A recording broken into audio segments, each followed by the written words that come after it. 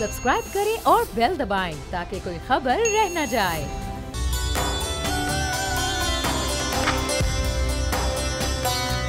सियासी मंजरनामे में नया ट्विस्ट। रूसी वज़ारत ख़ारजा की वज़ीर आज़म के मौक़िफ़ की तायीद। क्या बयान सुप्रीम कोर्ट में जारी केस पर असरअंदाज होगा?